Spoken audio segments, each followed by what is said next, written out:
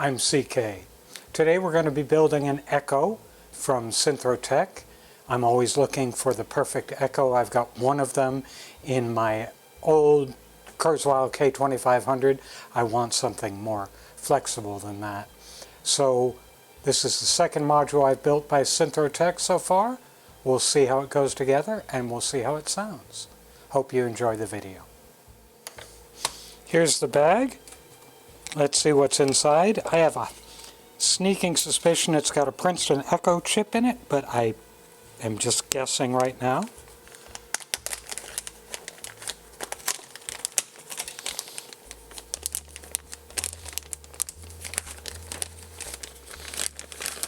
First the paper, and yeah, I was right. All the components with the resistors kind of decently printed, not great, but decent. Capacitors, so on, and we've got an op-amp, the TL074, and then here is the PT2399, and that's the Princeton Tech Echo chip.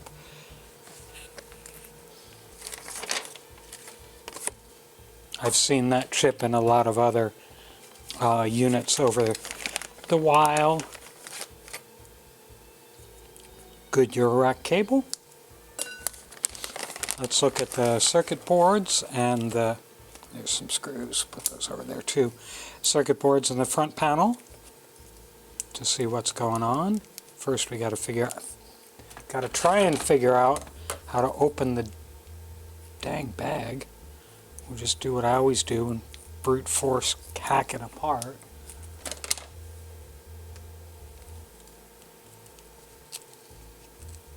Golly, I am so bad at opening packages. Come on!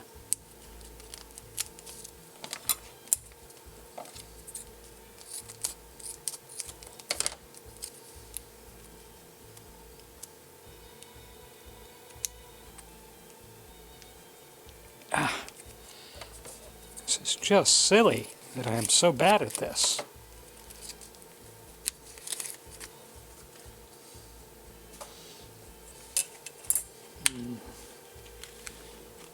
Take a look at the board, and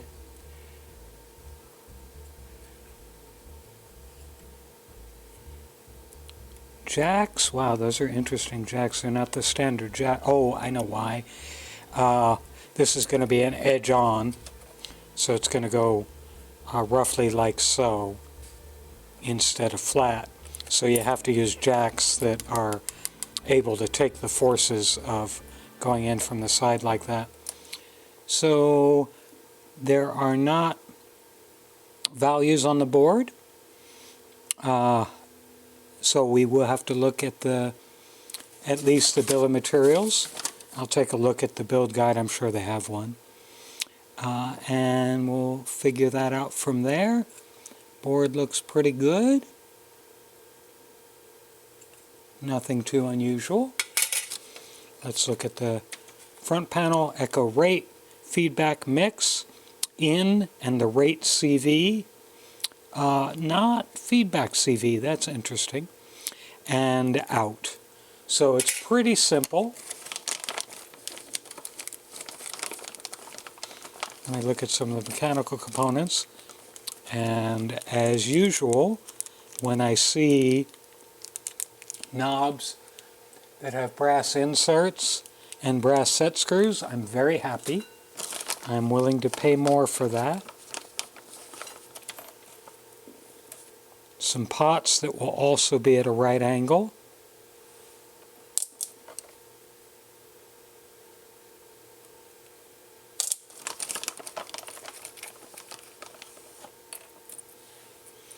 There's our jacks with transparent sides, which I guess is interesting to some people. Speaking of which, while I have them in my hand, I'm going to do it for both of these. I'm going to take the panel nuts off right now so I don't frustrate myself later when I start putting the front panel on. I say, ah! I have to take the panel nuts off.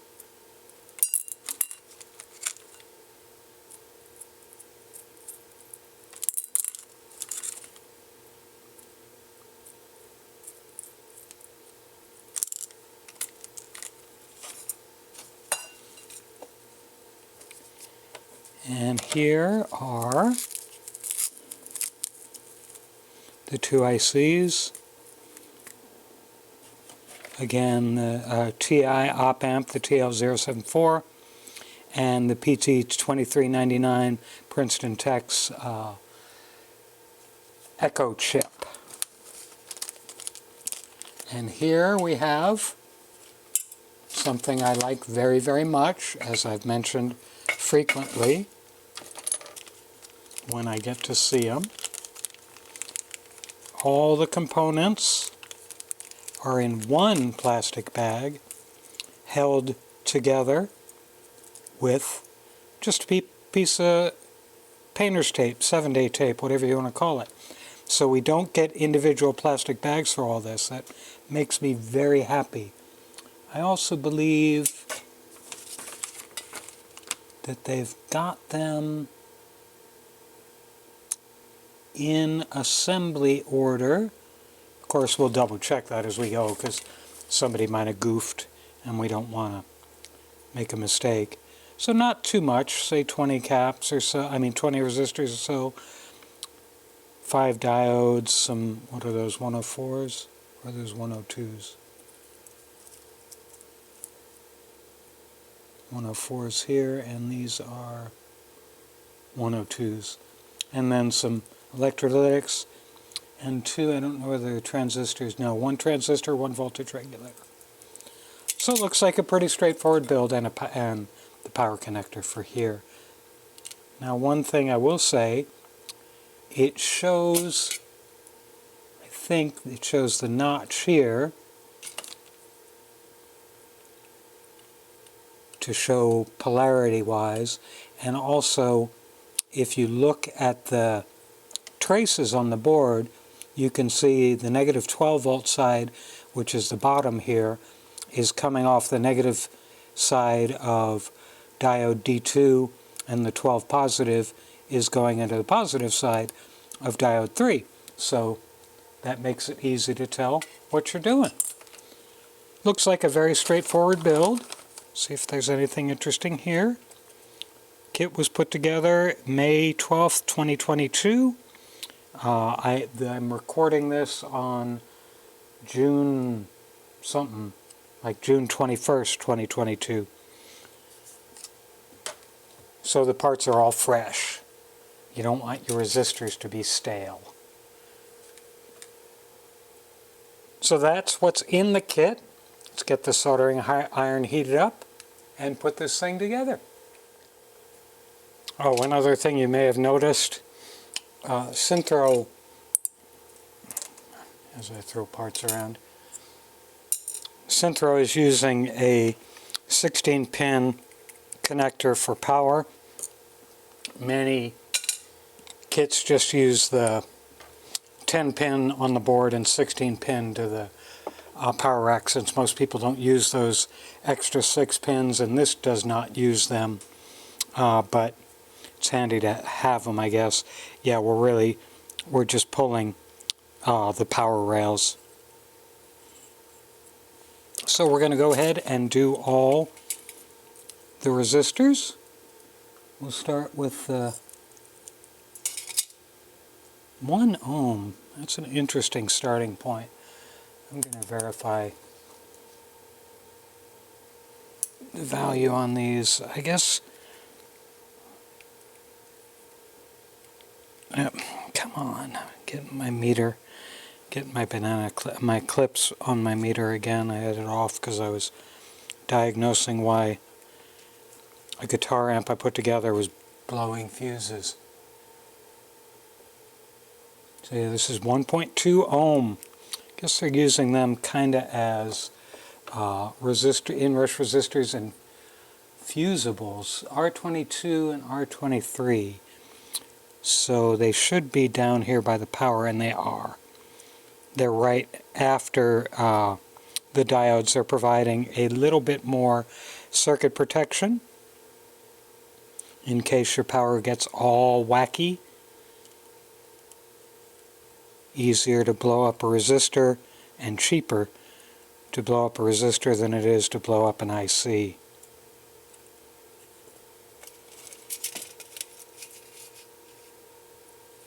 even though I will say in my experience most people use 10 ohms for that instead of 1 ohm. Doesn't much matter, but just an interesting design choice.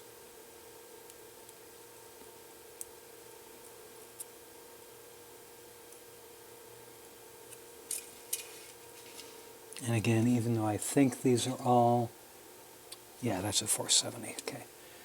Let me take the two 470s.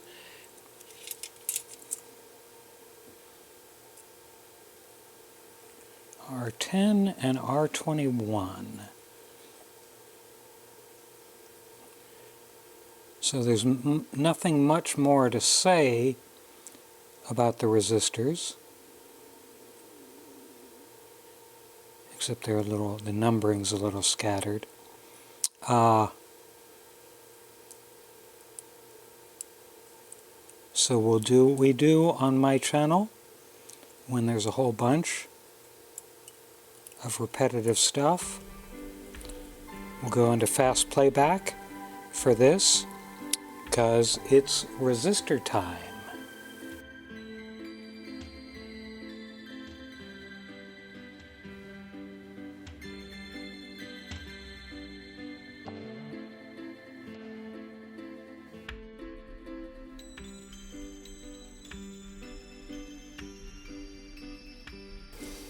And that's resistor time for this kit. Not a whole lot of them. The kit actually is pretty straightforward. They're not adding, I don't want to sound belittling here because I'm not trying to be, but they're not adding a lot of extra stuff. They're going to be pumping, relying on the chip to do the work, and they're just feeding the chip, feeding the Princeton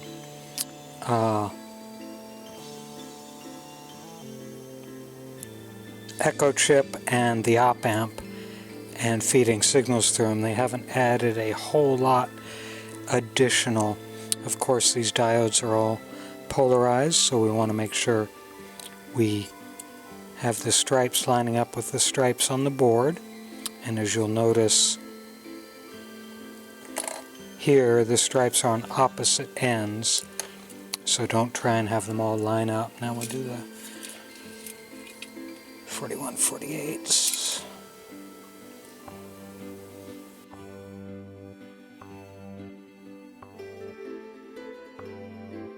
Okay, now we're going to do caps. Do the two 560 picofarad first.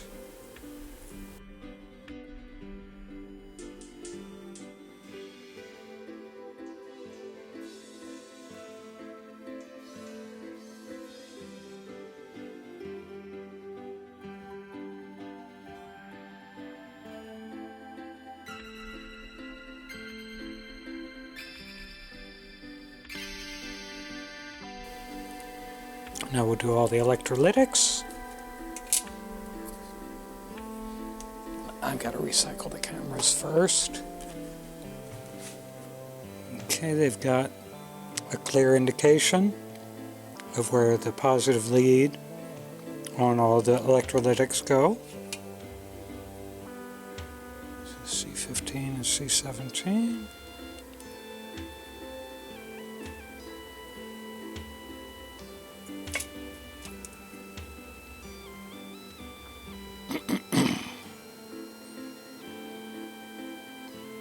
And they all are not on the same side. I almost put this in the wrong way because I was thinking all the positives would be up. They're not.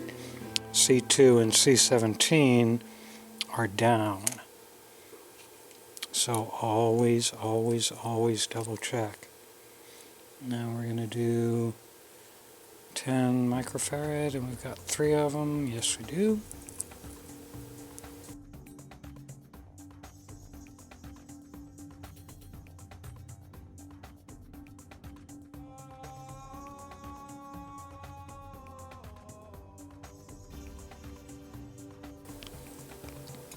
Now the transistor and the power supply.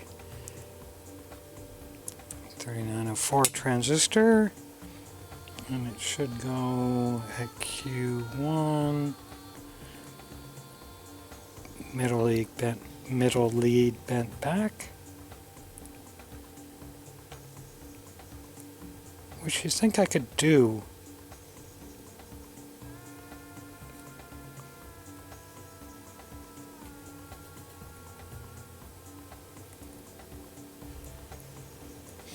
And the voltage regulator, which is inline, but spread far enough that you're not going to worry too much about bridging contacts.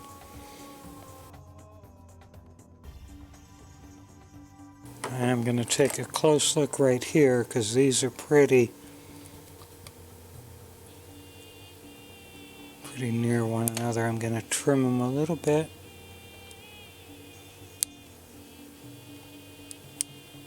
There we go.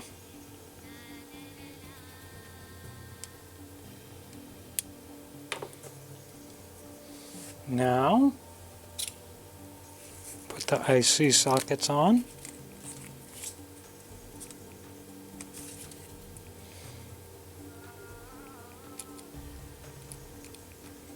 And even though it's buried, doesn't matter. We rest the socket on my pinky finger.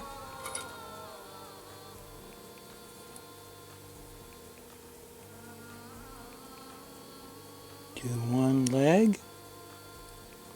Let it cool. Take a look. And it's a little bit up. That's okay. We push on it with my index finger this time. Heat that leg up again, and it flattens right down onto the board. Easy as that. Where did I put the other one? There it is.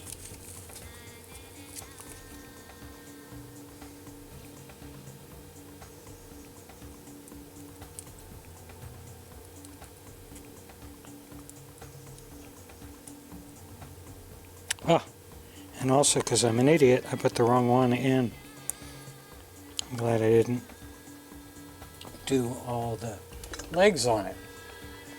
I didn't count pins on the sockets when I did that.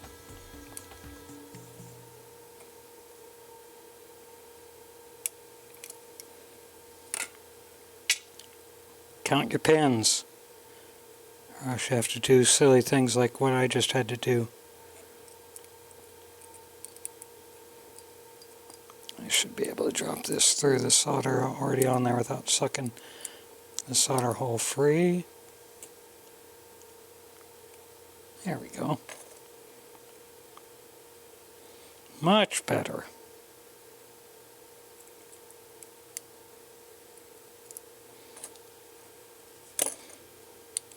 Again, even after all this time, you can still make mistakes, which is why we let machines do it for us now. So machines can automate the mistakes the board layout and programmers put in.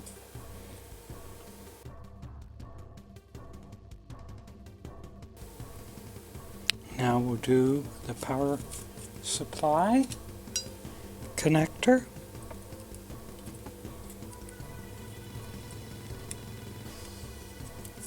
Same drill.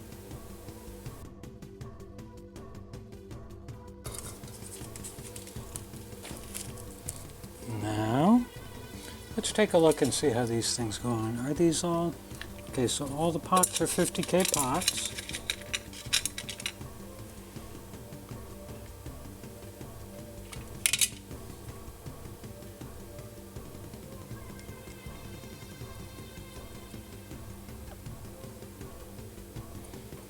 I guess it's not really, this is not one of the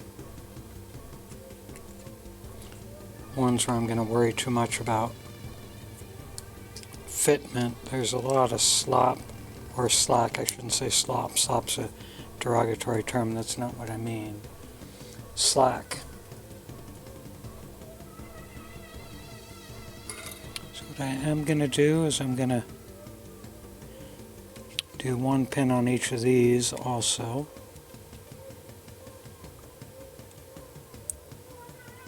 As you can see, you might have noticed as I set that down it kind of wiggled a little bit.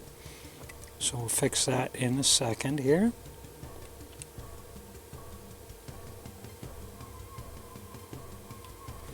Okay, now take it, push it firmly against the board. Should be good. Should be good. Should be good, even though that wiggled these. There we go. Now, do these all fit? Do these all fit?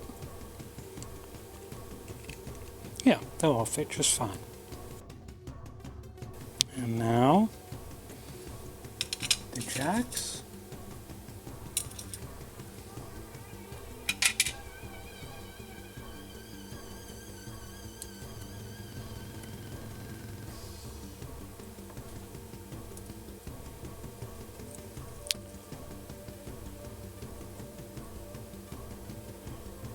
I'm actually going to switch to some thicker solder for these.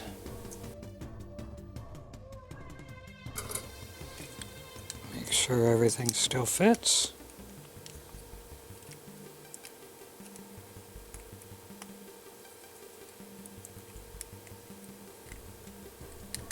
Yep, fits just dandy. Finish up these pins.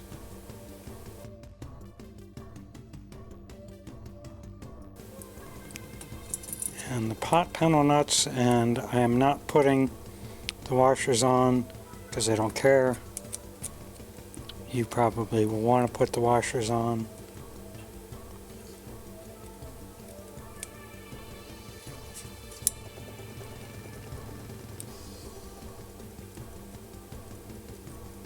Oh, one thing I just realized. They didn't include a sticker. They didn't include a Synthrotek sticker in the bag. Huh. They did in their other bag. Now we'll put the ICs in their holders.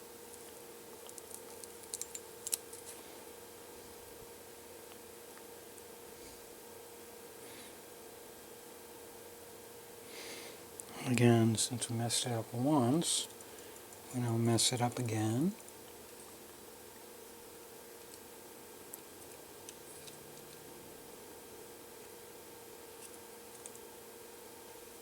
That's the echo chip going in.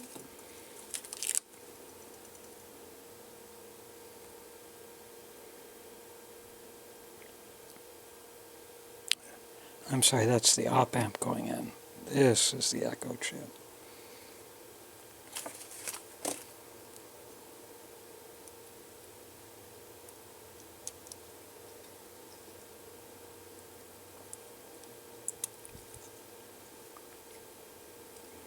Both in, and the notches are in the right place.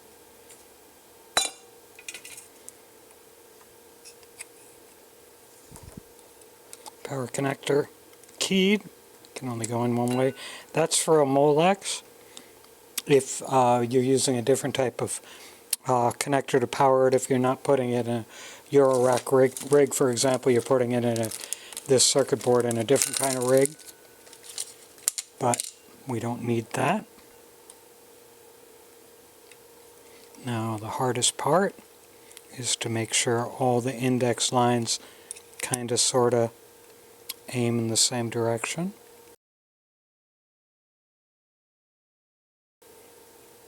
Oh, I see. You got to leave a little bit of space. You got to come up a little bit, or else it's rubbing against the base. So come up, geez, a millimeter maybe, so it doesn't rub.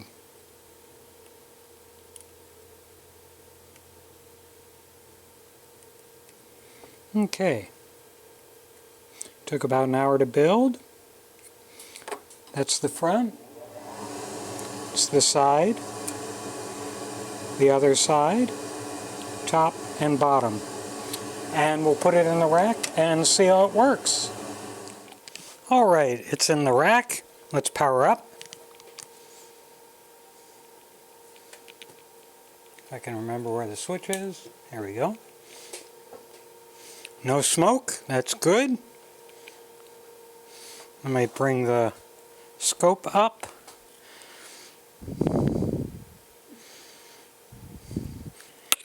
Yellow line is the original signal. Magenta line is the filtered signal. Now, first thing is check if the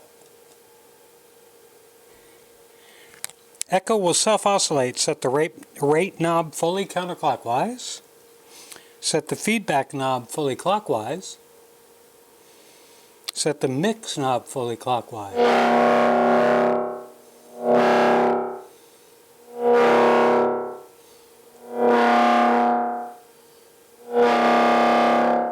And it certainly does that just fine.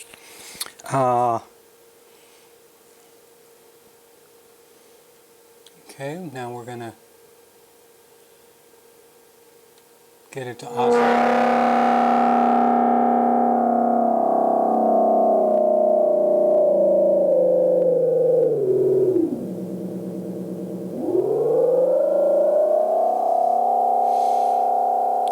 So that works. And now we can now we just go ahead and test. See how it sounds. So I'm going to do that. Hold on, I got to change the range on the oscilloscope. Okay, now let's just play it. I'm going to go from my Division 6 sequencer.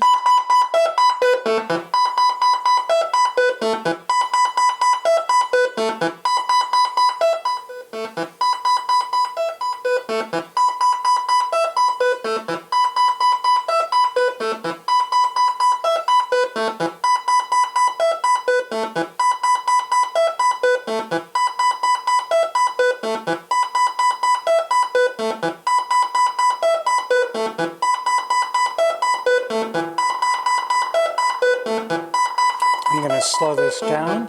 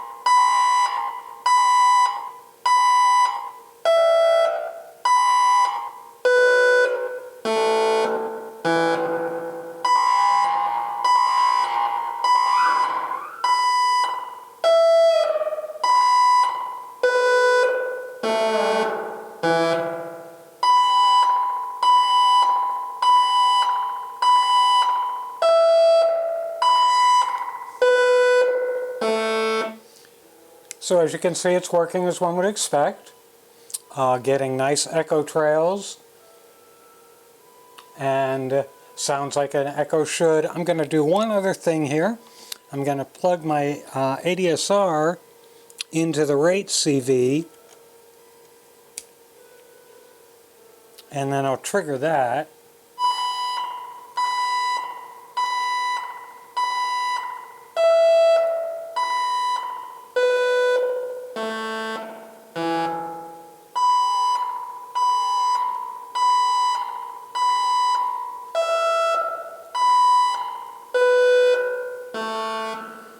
Well, I'm not hearing much there. I probably should have a LFO out here to do that with, but I don't have one. I took the latest LFO I built into my studio again. I need one out here. So that's it.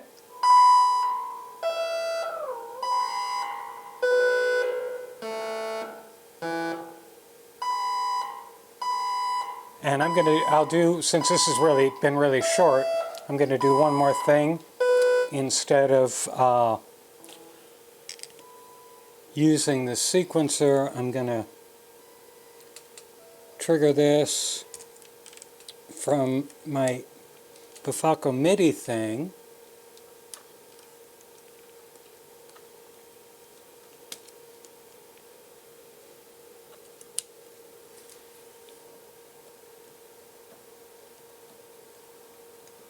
Is the MIDI thing plugged in?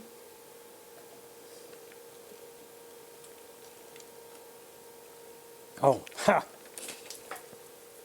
You need the MIDI cable plugged in or else the MIDI thing won't work. Let me turn this down.